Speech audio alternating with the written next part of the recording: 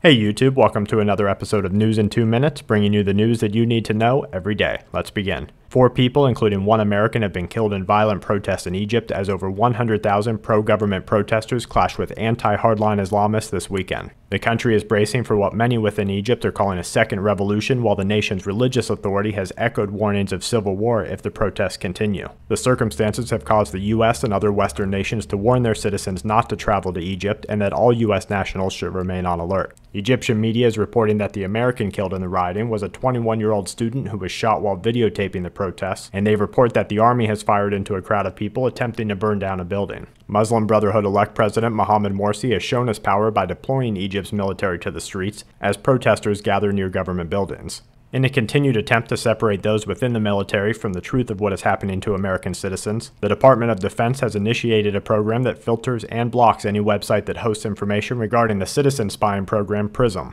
Canada has passed a new law this week that makes it illegal to wear a mask in protest or unregistered areas where 3 or more people gather, carrying with it a maximum sentence of 10 years. Joining Saudi Arabia and Bahrain, Canada is the latest country to enact new laws that attempt to curb the prospect of regional protests and give the authority farther-reaching powers.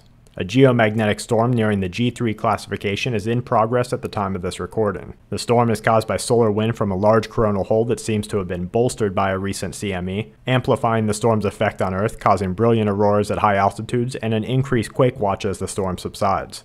The U.S. Department of Agriculture has cleared a path for a New Mexico company to begin processing horse meat at the first slaughterhouse approved by the United States in more than 5 years. The approval cites a growing need for non-conventional meat delivery and has touched on a debate as to whether horses are livestock and should be considered for eating. And to wrap things up, researchers at MIT are developing an inexpensive and portable Wi-Fi system that will allow citizens and the police to see through walls. China has threatened the Philippines with warfare if the countries cannot come to terms over potential oil reserves, and government agencies across the country are tracking license plate numbers, locations, and credit card purchases to store in nationwide databases. And that's it for this episode of News in 2 Minutes. Check back tomorrow for more news that the aware need the most. This week's News in 2 Minutes is brought to you by SHTFplan.com, where even the officials go for news.